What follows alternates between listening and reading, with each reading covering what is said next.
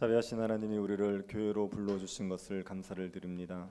주님의 몸된 교회에서 함께 예배하며 함께 성도들과 교제하고 복을 누리게 하신 것을 감사드립니다. 이 시간도 교회 한 지체된 우리들이 함께 예배할 때 주의 성령이 우리 가운데 역사하여 주옵소서. 하나님을 경외하는 마음이 충만케 하시고 주의 교회를 더욱더 사랑하게 하여 주옵소서. 거룩하신 예수님 이름으로 기도드립니다. 아멘. 찬송가 452장 찬양하고 이명규 집사님 예배를 해서 기도하시겠습니다.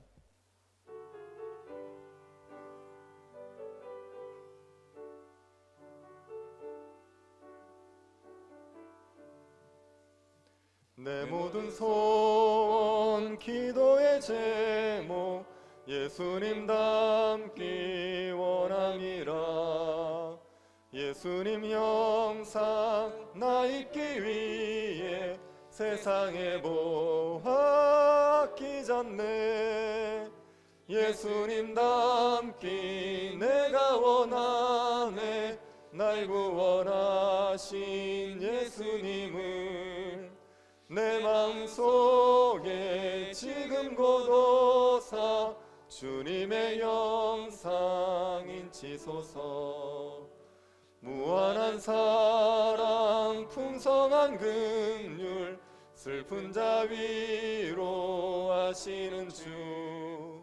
길 잃은 죄인 부르는 예수 그 영상 담게 하옵소서. 예수님 닮기 내가 원하네. 날 구원하신 예수님을 내 마음속에 지금 고도사 주님의 영상 인치소서. 겸손한 예수 거룩한 주님 원수의 멸시 참으시사 우리를 위해 고난을 받은 구주를 닮게 하옵소서. 예수님 닮기 내가 원하네. 날 구원하신 예수님을 내 마음속에 지금 고도사 주님의 영상 인치소서.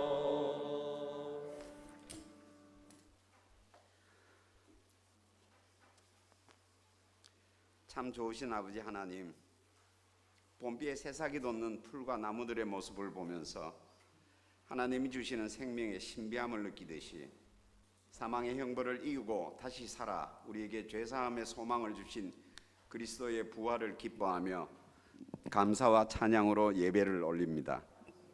이 예배를 통해 부활하신 주님과 함께하는 감동과 감격을 누릴 수 있기를 원합니다. 그래서 우리 매일매일의 삶에서 기쁨과 감사가 채워지기를 원합니다. 이 시간 우리는 하나님을 믿는다고 입으로만 얘기하고 실제의 삶에서는 예수님 없는 삶을 살아가고 있음을 고백하고 회개합니다. 그리스도를 아노라 하면서도 그리스도의 계명대로 살아가지 않았습니다. 그래서 스스로가 거짓말하는 자요 진리가 내 속에 있지 않은 것을 고백합니다. 시시때때로 마음에는 원이로 되어 육신이 약하다신 예수님의 위로를 핑계로 살아감을 고백합니다. 눈에 보이는 형제를 사랑하지 않으면서 보이지 않는 하나님을 사랑한다고 거짓말하면서 살아갑니다. 내 허물은 용서받아야 하고 남의 잘못은 용서하지 않았습니다. 권면을 가장해서 형제를 비난하고 공의를 핑계대면서 자매를 비판했습니다. 오 하나님, 용서하여 주시기 원합니다. 오늘은 예수님의 부활을 기뻐하고 기념하는 날입니다. 하지만 저희는 부활의 감격과 기쁨을 경험하지 못합니다. 내가 먼저 져야 할 내 십자가를 진 적이 없기 때문입니다. 내 욕심과 자아를 십자가에 못 박지 않았으니 부활도 누리지 못했습니다.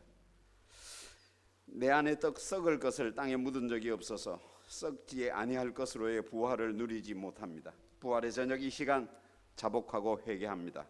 아버지 용서해 주시기 원합니다. 나와 이야기하기를 좋아하시는 하나님, 우리가 하나님께 기도하기 원합니다.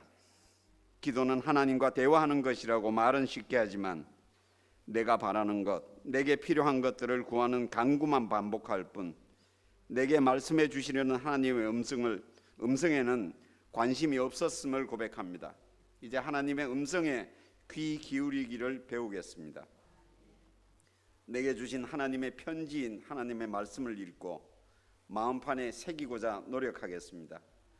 내가 기도하는 시간보다 하나님의 음성에 더 민감하게 반응하고자 합니다.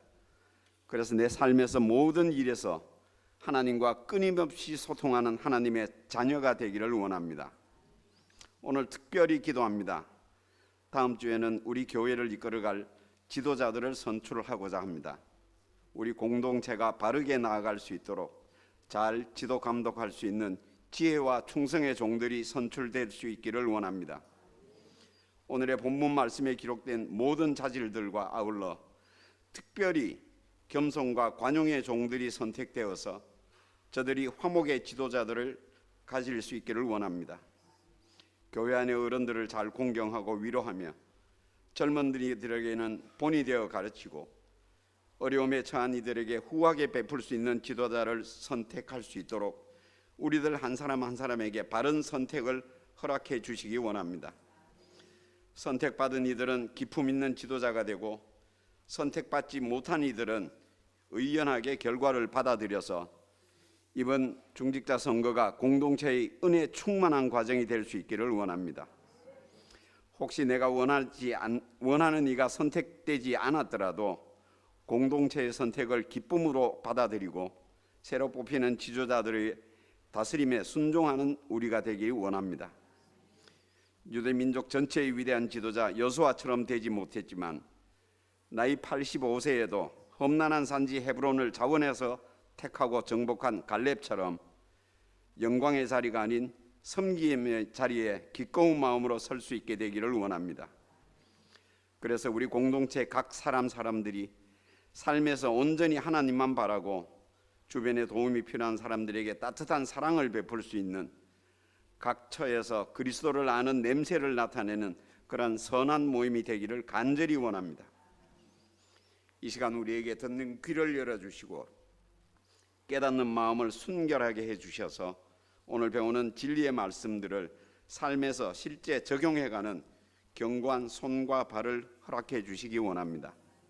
하나님 아버지, 우리에게 특별한 은혜를 베푸셔서 이 혼탁한 시대에 빛이 되는 좋은 교회, 우리 교회를 허락해 주시고 서로 돌아보아 사랑과 선행을 격려하는 선한 형제 자매들과 교제할 수 있게 해주심을 감사드립니다. 이 예배가 온전히 하나님께 드려지는 순전한 예배가 될 수 있도록 성령님이 직접 임재하시고 처음부터 끝까지 온전히 주장해 주실 줄을 믿고 우리 중보자 되시는 예수 그리스도의 이름으로 기도합니다.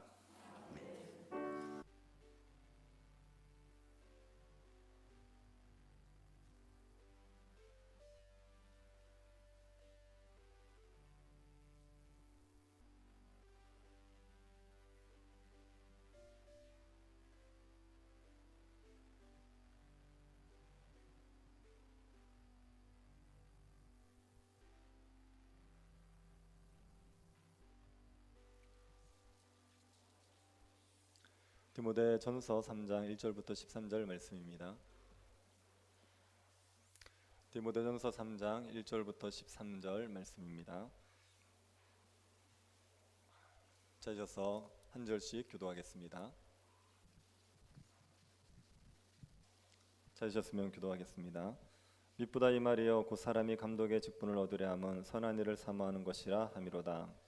그러므로 감독은 책망할 것이 없으며 하나님의 남편이 되며 절제하며 신중하며 단정하며 나그네를 대접하며 가르치기를 잘하며 술을 즐기지 아니하며 구타하지 아니하며 오직 관용하며 다투지 아니하며 돈을 사랑하지 아니하며 자기 집을 잘 다스려 자녀들로 모든 공손함으로 복종하게 하는 자라야 할지며 사람이 자기 집을 다스릴 줄 알지 못하면 어찌 하나님의 교회를 돌보리요. 새로 입교한 자도 말지니 교만하여져서 마귀를 정죄하는 그 정죄에 빠질까 하며 또한 외인에게서 선한 증거를 얻은 자라야 할지니 비방과 마귀의 올무에 빠질까 염려하라. 이와 같이 집사들도 정중하고 일구이언을 하지 아니하고 술에 임박히지 아니하고 더러운 일을 탐하지 아니하고 깨끗한 양심의 믿음의 비밀을 가진 자라야 할지니 이에 이 사람들을 먼저 시험하여 보고 그 후에 책망할 것이 없으면 집사의 직분을 맡게 할 것이요 여자들도 이와 같이 정숙하고 모함하지 아니하며 절제하며 모든 일에 충성된 자라야 할지니라. 집사들은 한 아내의 남편이 되어 자녀와 자기 집을 잘 다스리는 자일지니 같이 보겠습니다. 집사의 직분을 잘하는 자는 아름다운 지위와 그리스도 예수 안에 있는 믿음의 큰 담력을 얻느니라. 아멘. 우리나라에 새로운 정부가 들어서면 내각의 개편이 있습니다. 그때 인사청문회가 있습니다. 나라의 고위공직자에 오를 사람들을 정부가 추천하면 국회가 검증을 합니다. 고위공직자의 인사청문회는 몹시 엄격합니다. 능력이나 도덕성 면에서 흠이 없는지 철저하게 검증합니다. 그래서 자격을 갖추지 못한 사람은 인사청문회에서 탈락이 되지요. 자격을 갖추지 못한 사람을 후보로 지명했다가 그리고 인사청문회 중에 부끄러운 각오가 드러나서 스스로 사퇴하는 경우도 많이 있습니다. 나라의 고위공직자는 엄격한 기준을 가지고 뽑도록 되어 있습니다. 하나님께서 교회의 직분자를 세울 때도 엄격한 기준으로 세우라고 말씀하십니다. 교회의 직분자는 하나님께서 세워주시는 겁니다. 하나님께서 교회의 충만함을 위해서 주시는 두 가지 선물이 있습니다. 첫 번째가 직분이고 두 번째가 은사입니다. 좋은 직분자가 세워지면 교회는 충만함을 누립니다. 그래서 좋은 직분자는 하나님께서 교회에 주시는 선물입니다. 그런데 직분자를 세울 때 하나님께서 지명해 주시는 것이 아니라 성도들이 투표로 세웁니다. 이때 성도들이 어떻게 투표를 하느냐에 따라서 그 직분자는 하나님께서 세우신 직분자가 될 수도 있고 인간이 세운 직분자가 될 수도 있습니다. 성도들이 투표할 때 하나님께서 정하신 직분자의 자격을 갖추었다 생각하는 사람들에게 투표를 해서 뽑으면 그 사람은 하나님이 세운 직분자입니다. 그런데 하나님께서 정하신 직분자의 자격을 고려하지 않고 다른 이유 때문에 표를 주는 경우가 있습니다. 내가 아는 사람이라서 가족이라서 어릴 때부터 교회에서 자라서 사회에서 높은 지위가 있어서 이런저런 이유 때문에 자기의 기준으로 투표를 하는 경우가 있습니다. 그러면 인간적인 생각으로 직분자를 세우게 되는 것이고 하나님이 세운 지도자라고 얘기할 수가 없죠. 이런 인간적인 생각으로 직분자를 세우면 그 직분자 때문에 교회가 큰 고통을 겪게 되어 있습니다. 하나님께서 이스라엘 백성들이 타락할 때 내리는 형벌 중에 하나가 자격을 갖지 못한 직분자가 세워지는 겁니다. 어린아이 같은 사람 그리고 자기의 이익을 추구하는 사람 어리석은 사람들이 지도자가 되게 만들어버립니다. 그러면 백성들이 그것 때문에 죽을 고생을 하게 되는 거죠. 이런 고통을 겪지 않으려면 직분자를 잘 뽑아야 됩니다. 하나님께서 정하신 자격을 갖춘 사람을 직분자로 뽑아야 됩니다. 그런데 교회 직분자에게 요구되는 수준은 굉장히 높습니다. 고위공직자보다 더 높은 도덕적 수준과 인격적 수준을 요구합니다. 직분자는 어떤 자격 조건을 갖추어야 됩니까? 오늘 본문에 직분자의 자격이 어떤 것인지 우리에게 알려줍니다. 1절부터 7절은 감독의 자격을 말해주고 8절부터 13절은 집사의 자격을 말해줍니다. 감독은 장로와 같은 겁니다. 장로라고 얘기할 때는 연장자로서 인도하는 기능을 강조할 때 장로 이렇게 얘기하고요. 감독이라고 얘기하는 것은 감독의 기능을 강조하기 위해서 말하는 겁니다. 근데 이 둘은 성경에서 같은 의미로 사용됩니다. 장로 혹은 감독 그러면 오늘 목사나 장로를 이야기하는 겁니다. 그래서 제가 감독의 자격인데 장로의 자격이라고 말씀드리겠습니다. 장로의 자격은 어떤 게 있습니까? 첫 번째, 장로의 자격은 책망할 것이 없어야 됩니다. 이 조건을 보면 많은 사람들이 생각합니다. 나는 장로가 될 수 없겠구나. 책망할 것이 없어야 한다는 것은 우리에게 아무런 흠이 없어야 된다 이렇게 이해하면은요 아무도 직분자가 될 수가 없습니다. 흠이 없는 사람이 어디 있습니까? 사람이 다 흠투성인데. 그래서 여기서 말하는 책망할 게 없다는 것은 아무런 흠이 없어야 된다 이런 게 아니라 사람들에게 비방을 받을 만한 도덕적인 큰 흠이 없어야 된다 이런 의미입니다. 우리에게 작은 이제 인격적인 흠들이 있을 수 있죠. 근데 그 사람에게 도덕적인 큰 흠이 있으면 그러면 교회의 직분자가 될 수가 없습니다. 예를 들어 성적인 큰 죄를 지어서 비난받는 사람이 있다고 합시다. 돈 문제로 처벌을 받은 적이 있는 사람이 있다고 합시다. 이런 사람을 장로로 세울 수는 없지 않겠습니까? 장로는 교회를 영적으로 돌봐야 됩니다. 그런데 도덕적으로 큰 흠이 있으면 성도들을 영적으로 돌볼 수가 없습니다. 성적인 죄를 지은 사람이 목사가 되어서 설교를 해보십시오. 그 설교에 은혜를 얻을 수 있겠습니까?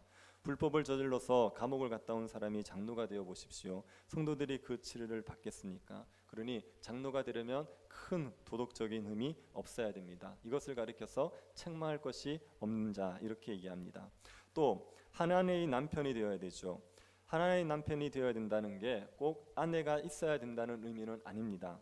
바울도 독신입니다. 그러니 아내가 있는 사람만 장로가 되는 게 아니라 아내가 없어도 장로가 될 수가 있죠. 결혼을 했는데 사별을 했다든지 성경에서 허용하는 이혼을 했다든지 해도 괜찮습니다. 그리고 정당한 재혼을 하는 경우에도 괜찮습니다. 그런데 여러 아내를 두면 안 됩니다. 이성관계가 복잡해서는 안 됩니다. 아내가 있다면 한 아내만 있어야 하고 한 아내를 신실하게 사랑하는 사람이어야 됩니다. 자신의 아내에게도 신실하지 못한 사람이 교회에 신실할 것을 기대할 수가 없습니다. 성경에서는 부부는 교회와 그리스도의 모형이라고 얘기했습니다. 남편은 그리스도가 교회를 사랑하는 하듯이 아내를 사랑해 주는 거죠. 아내는 그리스도가 교회에 복종하듯이 남편에게 복종하는 겁니다. 그래서 그리스도와 교회의 사랑을 드러내는 게 부부 관계입니다. 그러니 장로가 될 사람은 그리스도가 교회를 사랑하듯이 그렇게 아내를 사랑하는 사람이어야 됩니다. 자신의 아내를 사랑하지 못하는 사람이 교회를 사랑할 수가 없습니다. 장로는 하나님의 남편이 되어야 됩니다. 그리고 절제하며 근신하며 아담해야 됩니다. 절제한다는 것이 술 취하지 않은 상태를 말합니다. 술에 취하면 판단력이 흐려지고 쉽게 흥분합니다. 술 취한 사람처럼 행동하지 않는 게 절제하는 겁니다. 그리고 근신한다는 것은 자기의 욕망과 충동을 억제하는 신중함을 말합니다. 어떤 일에 쉽게 흥분해서 결정하지 않는 겁니다. 감동이 왔다고 즉흥적으로 결정하지 않고 화가 난다고 극단적인 조치를 취하지 않는 거죠.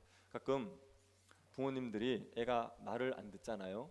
그러면 다혈질적인 부모님들이 어떻게 하냐면 애한테 나가라 그래요. 집에 나가, 호적 팍 버릴 거야, 이렇게 얘기합니다.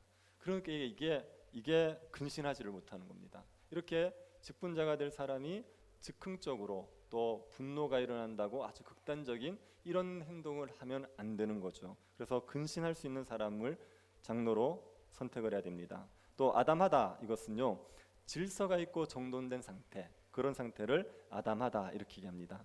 이건 삶의 일관성이 있는 겁니다. 기분이 좋을 때는 열심히 일을 하는데 기분이 상하면 일을 팽개쳐 버려요. 기분 좋을 때는 사람들에게 간이고 슬기고 다 내어줍니다. 그런데 기분이 안 좋으면 사람들을 완전히 나몰라라 하는 거죠. 이렇게 감정에 기복이 심하면 안 되고 일관성 있는 태도를 보여야 됩니다. 절제하고 근신하고 아담한다, 이것은 자기 자신을 잘 다스려야 한다는 말입니다. 자기를 다스리지 못하는 사람이 다른 사람을 다스릴 수 없죠. 장로는 성도들의 영적 생활을 돌봐야 되는 사람입니다. 그러니 장로는 자신의 영성을 관리할 수 있어야 됩니다. 예배도 꾸준히 참석할 수 있어야 되고 말씀도 꾸준히 읽고 기도 생활도 꾸준히 할 수 있어야 됩니다. 자기 영성을 잘 관리할 수 있는 절제력 있는 사람을 장로로 세워야 그 사람이 다른 사람을 영적으로 돌볼 수가 있습니다. 그리고 장로는 나그네 대접을 잘해야 됩니다. 바울이 디모데전서를 쓸 당시에는 지금처럼 숙박시설이 발달되지 않았습니다. 숙박시설이 별로 없었을 뿐 아니라 안전하지도 않았습니다. 그래서 여행객들, 특히 순회 전도자들이 오면 잘 대접을 해줬어야 됩니다. 순회 전도자가 오면 숙박을 제공해주고 길을 떠날 때는 여비도 주고 그렇게 잘 대접해 주는 겁니다. 요한 3서를 보면 이것을 잘했던 사람이 가이오입니다. 그래서 요한이 가이오를 칭찬하고 축복하지요. 그런데 디오드르베라는 사람은 순회 전도자를 받아들이지 않았습니다. 그래서 요한에게 책망을 받습니다. 장로가 될 사람은 가이오처럼 나그네를 잘 대접하는 사람이어야 됩니다. 디오드르베처럼 나그네를 박대하는 사람이어서는 안 됩니다. 오늘날 나그네를 잘 대접한다는 것은 힘없고 연약한 사람을 잘 돌볼 수 있어야 된다는 겁니다. 구약에서 고아와 과부, 나그네가 힘없고 연약한 자들입니다. 이런 사람들에게 관심을 기울일 수 있는 사람, 그런 사람이 교회의 장로가 되어야 됩니다. 사람이 돈 있고요, 힘 있는 사람들에게 잘해주는 건 쉽습니다. 본성상 돈 있고 힘 있는 사람들에게 잘해주고 싶어요. 그런데 장로는 그러면 안 됩니다. 그런 사람들에게 잘해주고 힘 약한 사람들을 나몰라 하면 그런 장로의 자격이 없는 겁니다. 오히려 연약한 자를 더 잘 돌봐줄 수 있어야 됩니다. 그래서 나그네 대접을 잘하는 사람을 장로로 세우는 겁니다. 그리고 장로는 가르치기를 잘해야 되죠. 여기서 가르치기를 잘하는, 가르치는 은사를 요구하는 장로는 오늘날의 목사를 말하는 겁니다. 특별히 목사를 세울 때 요구되는 게 가르치기를 잘하는 은사가 있어야 됩니다. 가르치기를 잘한다는 것은 성경을 잘 풀어내는 것과 더불어 청중들의 수준에 잘 맞게 가르치는 겁니다. 그래서 그 수준에 맞도록 말씀을 잘 풀어낼 수 있는 게 가르치는 은사가 있는 겁니다. 유튜브 애들 설교하는데 신학생들 앉혀놓고 설교하듯이 해버리면 안 되죠. 그럼 이제 가르치는 은사가 없는 겁니다. 목사에게 그 가르치는 은사가 요구되는데 장로들에게는 다스리는 은사가 요구돼요.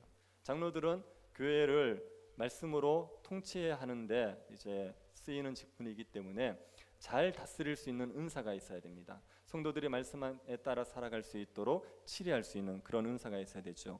디도서를 보면 장로의 자격 중에 바른 교훈으로 권면하고 거슬려 말하는 자들을 책망할 수 있어야 된다 얘기합니다. 바른 교훈으로 권면하고 거슬려 말하는 자들을 책망할 수 있어야 된다. 이게 장로는 성도들이 복음을 따라 살도록 이끌어야 됩니다. 그래서 우리 헌법에 보면 장로의 직무를 5가지로 규정하고 있습니다. 첫 번째는 교회의 신령적 관계를 총괄한다. 교회의 영적인 문제들을 다 총괄하는 겁니다. 두 번째는 도리 오해나 도덕상 부패를 방지한다. 이단의 사상들이 들어오지 않습니까? 그러면 장로가 그것을 커트를 해줘야 되는 거죠. 도덕상으로 죄가 있지 않습니까? 이걸 막아줘야 되는 겁니다. 그리고 교우를 신방하고 위로하고 교훈하고 간호한다.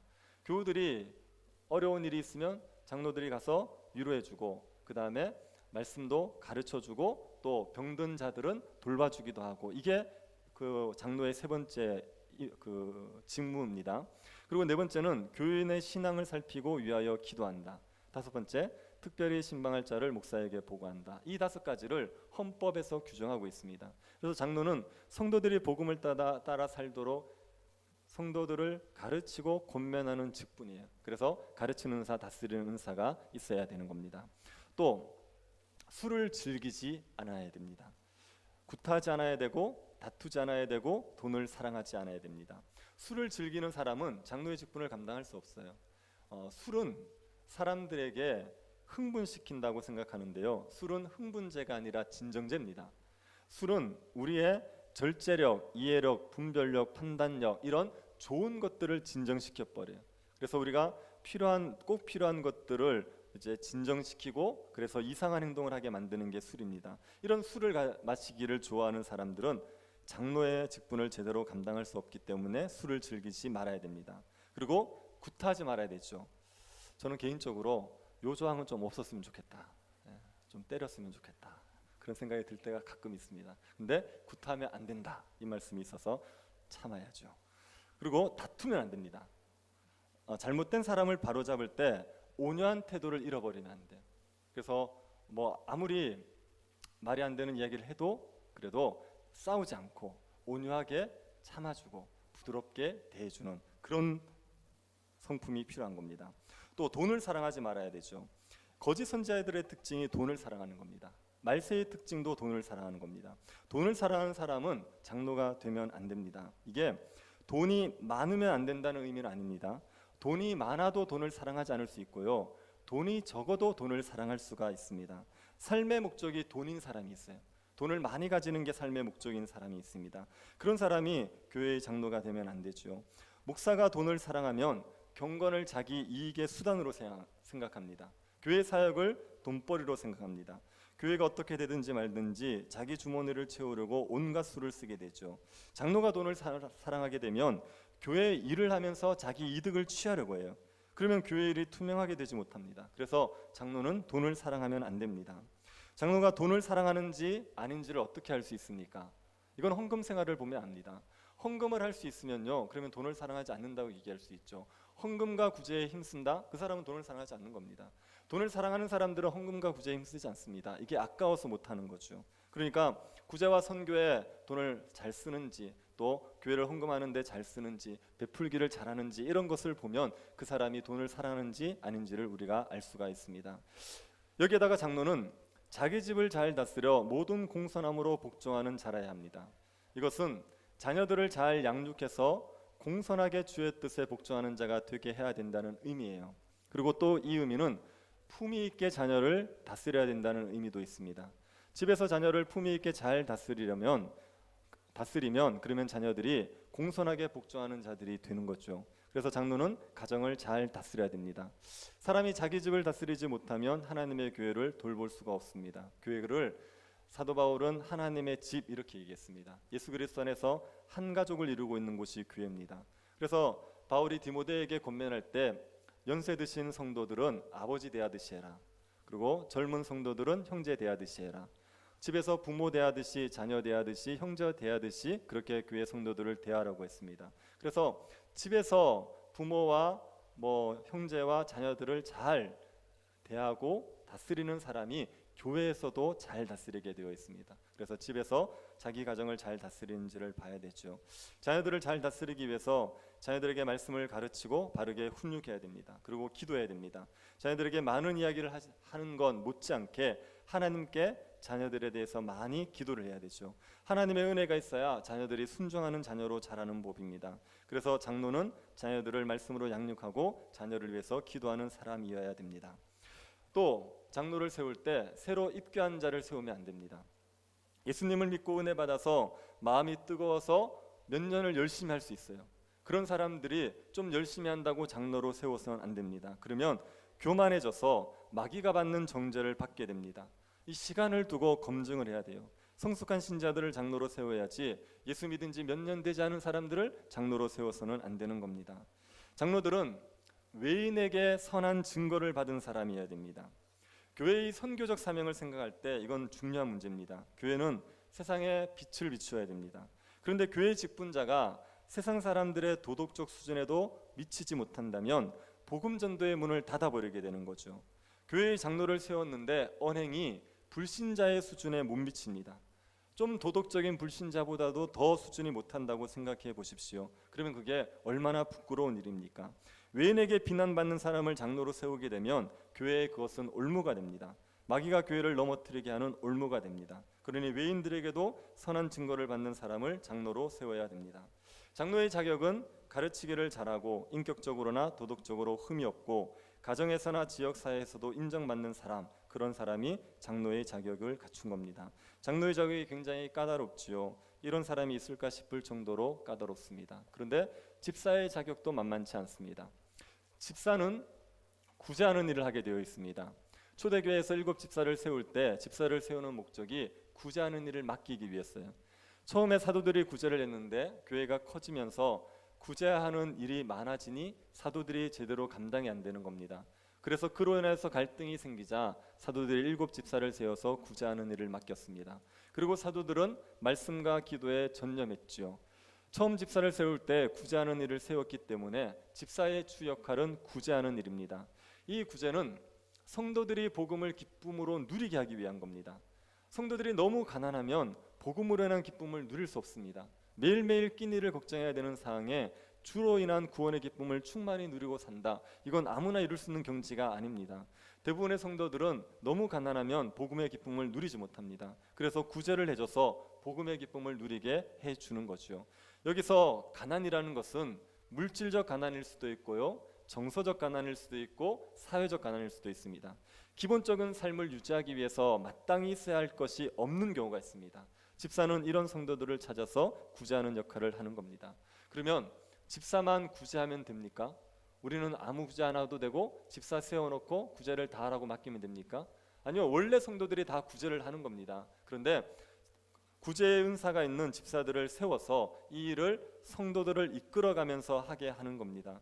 그래서 집사의 직무는 각양의 선물을 분배하고 교제의 식탁을 공개하는 임무, 이렇게 얘기합니다.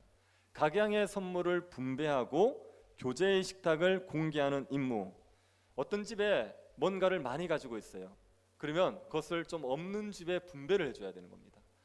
어떤 지킴 집사 집에 뭐 많던데 이 집사 집에 없더라. 그러면 이렇게 줄 수 있도록. 그게 이제 각양의 선물을 분배하는 역할을 하는 겁니다. 그래서 모든 성도들이 풍족함을 같이 누릴 수 있도록 해주는 게 집사의 역할입니다. 이런 직무를 하기 위해서는 어떤 자격 조건이 필요합니까? 먼저 정중해야 됩니다. 품위가 있어야 돼요. 성도들이 따를 만한 품위와 권위가 있어야 됩니다. 성도들에게 어떤 집이 어려우니까 좀 도와주자, 그렇게 했을 때 성도들이 그 말에 순종을 해서 따를 수가 있어야 됩니다. 그러니 품위와 권위가 있어야 됩니다. 또 일구이연을 하지 말아야 됩니다. 일구이연이라는 것은 여기서 이 말하고 저기서 저 말하는 겁니다. 한 말을 지키지 않거나 성도들에게 들은 말을 다른 사람들에게 말해서는 안 됩니다. 성도들이 겪고 있는 어려움을 여기저기 소문내면 그 사람이 집사의 직무를 감당할 수 없죠. 또 집사는 술에 인박히지 말아야 됩니다. 더러운 일을 탐하지 말아야 됩니다. 이건 돈을 관리하는 일이기 때문에 더러운 이득을 취하려고 해서는 안 됩니다. 깨끗한 양심에 믿음의 비밀을 가진 자여야 됩니다. 깨끗한 양심은 하나님의 말씀으로 깨끗하게 되어서 바른 판단을 내릴 수 있는 양심입니다.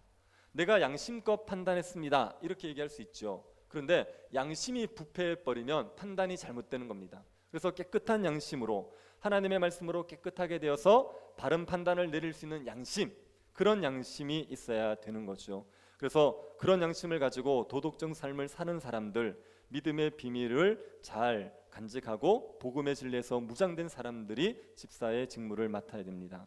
집사의 직무는 다른 성도들을 구제하는 일이라고 했지 않습니까? 그래서 이것을 세속적인 일로 생각할 수 있습니다. 장로의 일은 영적인 일이고 집사의 일은 세속적인 일이다, 이렇게 생각할 수 있습니다. 그런데 그렇지 않습니다. 집사의 일도 영적인 일입니다. 다른 사람을 구제하는 것도 복음에 합당한 삶을 살도록 돕기 위한 겁니다. 그래서 구제하는 일도 영적인 일이고 굉장히 어려운 일입니다. 그러니 반드시 깨끗한 양심과 믿음의 비밀을 가진 영적인 사람들을 집사로 세워야 되는 겁니다. 또 집사를 세울 때는 먼저 시험해보고 책망할 것이 없을 때 집사로 세우는 겁니다. 사람들이 직분을 주면 달라진다 얘기하죠. 직분을 주면 잘할 거야, 이렇게 얘기합니다. 근데 그렇지 않습니다. 잘하는 사람에게 직분을 주는 거지 직분을 줘서 잘하게 만드는 게 아닙니다. 직분은 그렇게 쓰지 않습니다. 먼저 시험해보고 그 다음에 직분을 받을 만하다 싶을 때 주는 겁니다. 그리고 집사의 경우에도 하나님의 남편이 되어서 자녀와 자기 집을 잘 다스려야 됩니다. 아내를 신실하게 사랑해야 되는 겁니다. 이까지가 남 집사의 자격 조건이고 여자 집사의 자격 조건이 있습니다. 여자 집사의 경우에는 단정하고 참소하지 말며 모든 일에 충성된 자라야 됩니다. 참소하지 말아야 됩니다. 다른 사람의 허물을 들추어내서 비방하는 일을 하지 말아야 되죠. 여집사는 입이 무거워야 되는 겁니다. 이런 자격 조건을 갖춘 사람을 집사로 세워야 됩니다. 성경이 요구하는 장로와 집사의 자격을 보면 이런 자격을 갖추는 건 정말 어려운 일이라는 생각이 듭니다. 이런 사람을 직분자로 세워야 된다면 직분자로 세울 사람이 별로 없을 것이다, 이런 생각이 들죠. 그런데 왜 이렇게 기준을 높여 놓았겠습니까? 왜 이렇게 집사 또 장로의 기준이 이렇게 높겠습니까? 15절이 그 이유입니다. 15절 보십시오. 만일 내가 지체하면 너로 하여금 하나님의 집에서 어떻게 행해야 할지를 알게 하려 함이니 이 집은 살아계신 하나님의 교회요 진리의 기둥과 터니라. 교회를 뭐라고 얘기하죠? 하나님의 집, 하나님의 교회, 이렇게 얘기합니다. 살아계신 하나님의 교회, 이렇게 얘기하죠. 이게 교회가 얼마나 영광스러운 곳인지를 얘기하는 겁니다. 우리가 알기에 하나님이 계신 곳이 천국이죠. 그런데 교회가 살아계신 하나님의 집이래요. 그러면 교회가 천국인 셈인 거죠. 교회는 이 땅에서 천국을 맛보는 곳입니다. 하나님 나라가 실제한다는 것을 보여주는, 그래서 하나님 나라를 맛보게 하는 곳이 바로 교회입니다.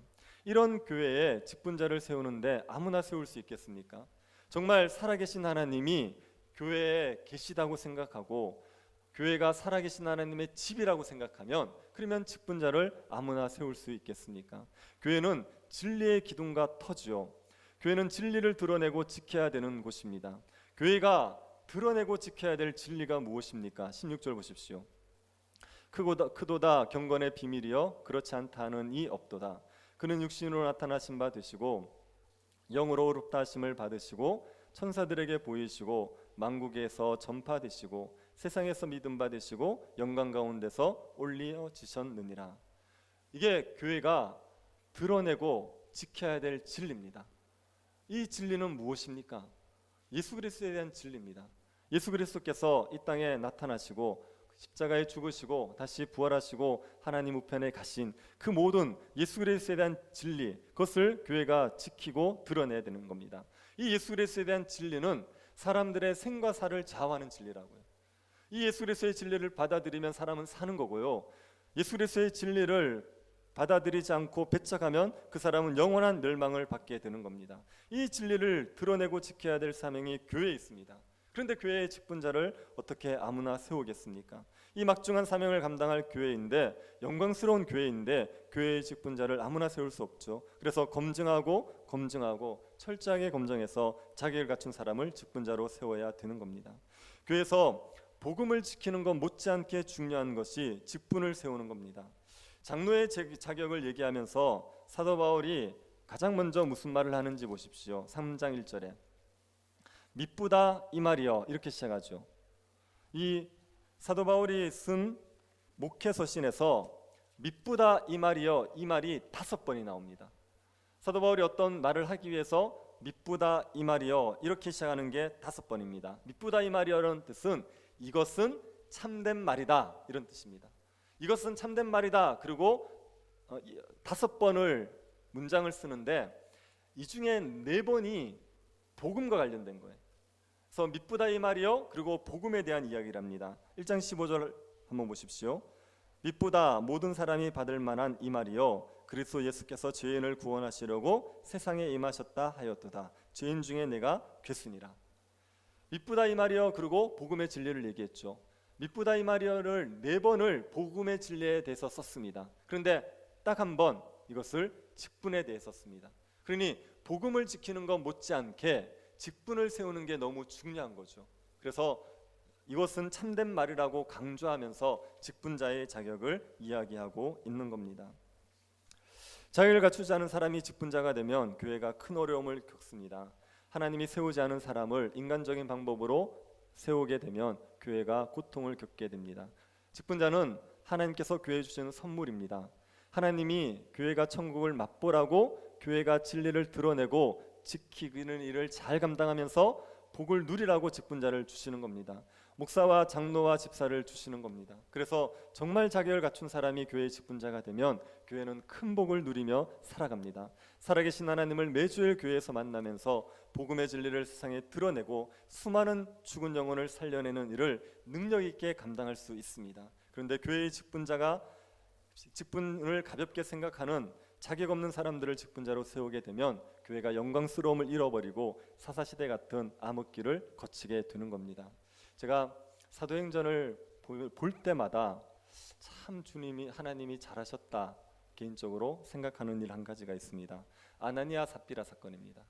아나니아 삽비라가 자기 땅을 팔아서 그 돈을 교회에 바쳤죠. 그런데 다 바치지 않고 얼마를 감추지 않았습니까? 그 헌금을 땅 팔면 다 해야 되는 법 없습니다. 반만 해도 되고 3분의 1만 해도 되죠. 11조는 해야겠군요. 그런데 그 얼마를 안 하는 건 문제가 없는데 이걸 감추고 마치 다 바친 것처럼 거짓말한 거죠. 이것 때문에 아나니아 삽비라가 죽습니다. 제가 성도들하고 성경 공부할 때마다 이 본문 가지고 꼭 물어봅니다. 하나님께서 아나니아 삽비라를 죽이신 것은 정당하다 합당한 벌이라 생각하는지 아니면 과한 거라고 생각하는지. 그러면 제가 물어본 대부분의 성도는 다 과하다고 생각했습니다. 저도 과한 측면이 있는 게 아닌가 그런 생각이 들 때가 있었습니다. 그런데 만약에 이 아나니아 삽비라 같은 사람들이 돈을 사랑하고 또 자기를 드러내기를 좋아하는 이런 사람들이 교회 안에서 인정을 받아서 신실한 사람으로, 그래서 이런 사람들이 교회의 직분자가 되었다고 생각해 보십시오. 교회의 장로가 되고 교회의 집사가 되고 그래서 교회를 이끌어 간다고 생각해 보십시오. 괜찮겠습니까?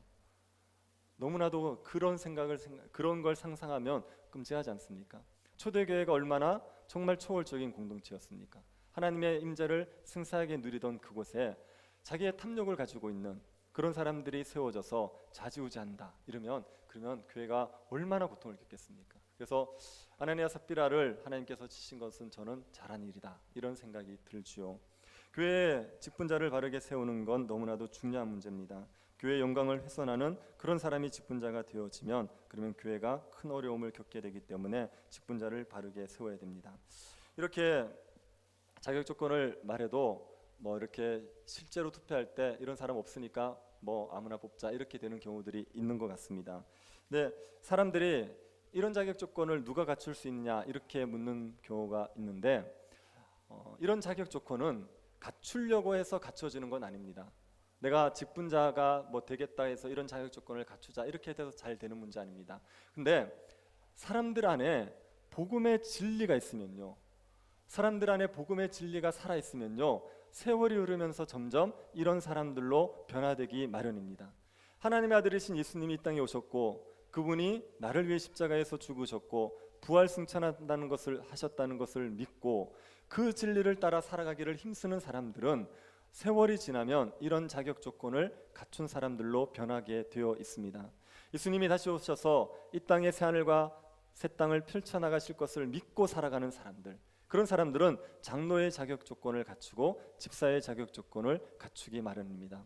만약 교회에 복음이 없으면, 교회가 복음의 진리에서 떠나 있으면 교회 안에서 직분자로 세울 사람을 찾아보기 어렵습니다. 하지만 교회가 복음의 진리에 견고하게 서 있다면, 복음을 끊임없이 가르치고 복음에 따라 살기를 끊임없이 힘쓴다면 그러면 직분자로 세워질 사람들이 생겨나기 마련입니다. 모든 성도들은 장로와 집사의 자격을 갖추기를 힘써야 됩니다. 장로와 집사의 자격은요, 직분자들만이 갖춰야 되는 자격이 아닙니다. 이것은 모든 성도들이 갖춰야 될 자격입니다. 여러분, 장로와 집사의 자격을 한번 보십시오. 여기에 기능을 요구하는 거 뭐 있습니까? 가르치기를 잘해라, 이것밖에 없습니다. 나머지는요 다 성품의 문제예요. 그 사람이 좋은 성품을 가지고 있는지 이걸 보라는 겁니다. 여기서 말하는 성품은 누구를 닮은 성품이겠습니까? 이건 예수 그리스도를 닮은 성품이에요.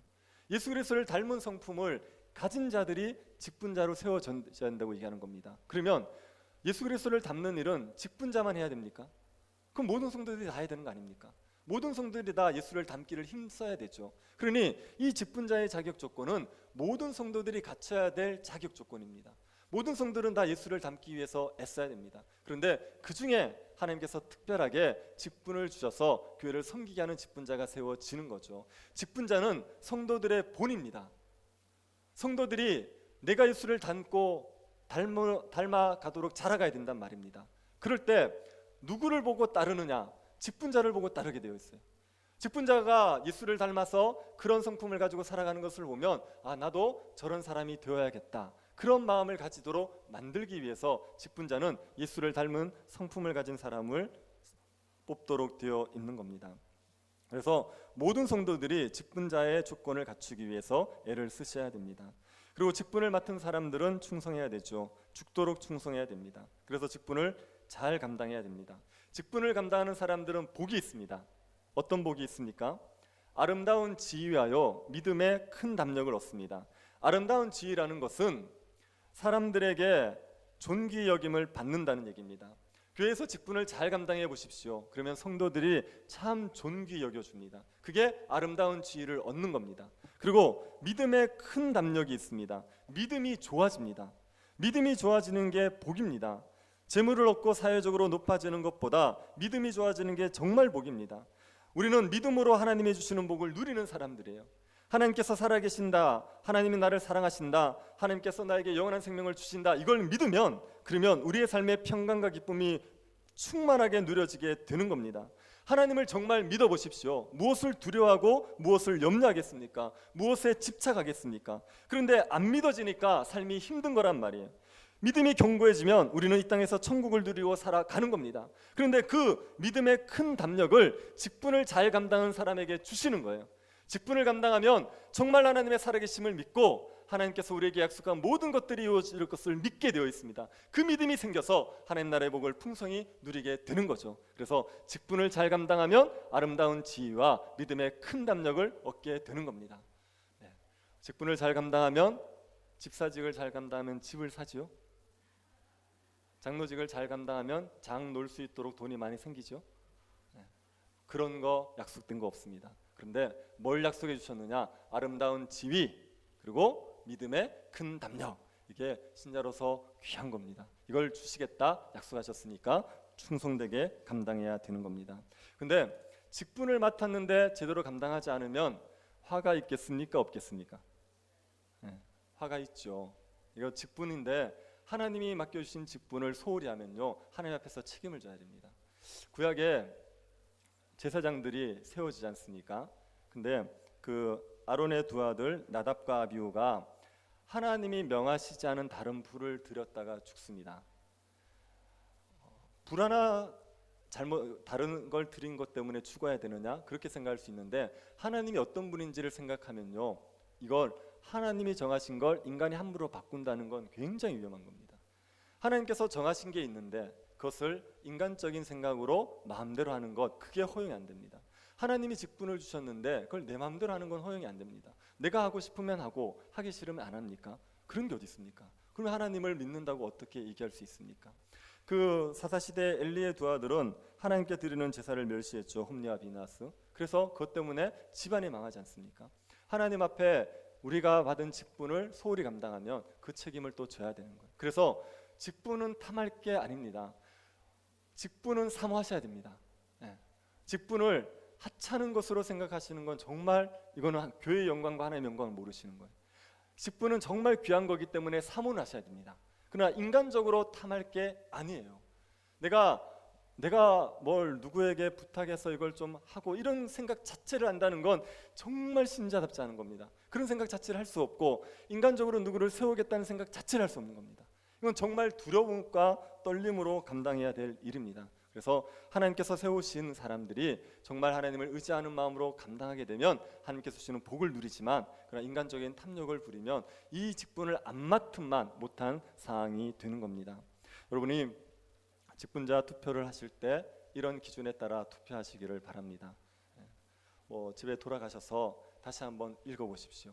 그리고 하나님 앞에 기도하면서 어떤 분을 하나님께서 우리 교회에 세우시기를 원하시는가, 이걸 좀 기도하시면서 잘 준비하셔서 그렇게 성령의 인도하심에 따라 투표하시면 그것이 모아지면 하나님의 뜻이 되는 겁니다. 그리고 그렇게 세워지면 그러면 직분자들을 하나님이 세우셨다 말하고 교회가 기뻐하고 또 직분자들도 기쁨을 누릴 수가 있습니다. 제가 이게 직분자 그 투표 후보자들을 공지하는 문제 때문에 좀 고민을 많이 했습니다. 그래서 당일날 이렇게 오픈할까 하는 생각도 했었거든요. 그걸 그렇게 하려고 했던 이유는 선거운동을 막기 위해서, 선거운동을 어떻게든 못하도록 막아보자는 마음 때문에 그런 생각이 있었는데, 근데 제가 그렇게 생각하다가 우리 성도들을 믿기로 했습니다. 우리 성도들은 그럴 뿐 아니다. 이렇게 썰렁한 분위기는 뭐죠? 우리 성도들은 절대로 그럴 뿐 아니다.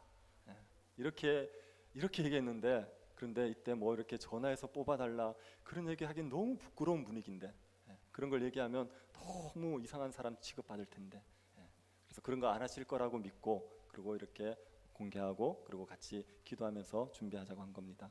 하나님이 우리 교회에 세우시는 직분자가 있을 거를 믿고 기도하고 준비하셔서 직분자가 세워질 때 온 교회가 기뻐했으면 좋겠습니다. 여기에 인간적인 탐욕이 들어가서 이것 때문에 같이 기뻐할 일을 교회가 시험에 드는 일이 없도록 이 일에 대해서 같이 기도하면서 하나님의 인도만을 구하고 하나님이 세우시는 그 일들을 함께 볼 수 있게 되기를 바랍니다. 우리 교회에 복음의 진리를 붙들고 있는 귀한 분들이 제가 많다고 믿고 있습니다. 하나님께서 예비하신 그런 분들이 잘 세워지고 교회가 충만해지는 그런 복된 기회가 될 수 있기를 간절히 바랍니다.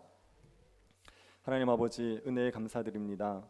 저희 교회를 사랑하셔서 좋은 직분자를 세워주시고 지금까지 교회의 충만함을 누리게 해주신 것 감사드립니다.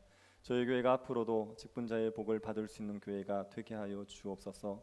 자격을 갖춘 직분자가 세워져서 교회의 충만함을 마음껏 누릴 수 있도록 은혜 내리워 주옵소서.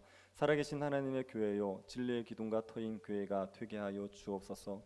직분을 맡아 교회를 위해서 수고하는 많은 직분자들에게 은혜를 내려 주시고 아름다운 지위와 믿음의 큰 담력을 얻게 하여 주옵소서. 모든 성도가 장로 되기에 충분하고 집사 되기에 충분한 교회 될 수 있도록 날마다 복음을 붙드는 교회 되게 하여 주옵소서. 걸어가신 예수님 이름으로 기도드립니다. 아멘. 부흥 찬양하고 축도 예배를 마치겠습니다.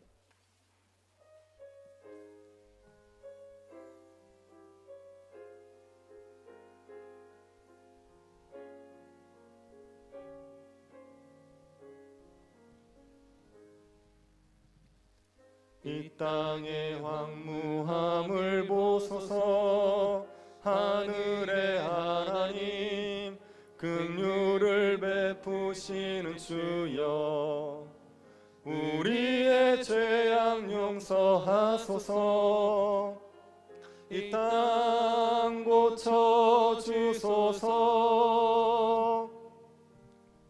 이제 우리 모두 하나 되어 이 땅에 무너진 기초를 다시 쌓을 때 우리의 우상들을 태우신 성령의 불이 임하소서. 부흥의 불길 타오르게 하소서. 진리의 말씀 이 땅 새롭게 하소서. 은혜의 강물 흐르게 하소서. 성령의 바람 이제 불어와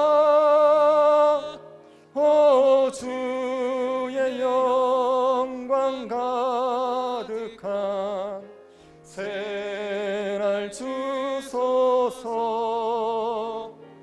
오 주님 나라 이 땅에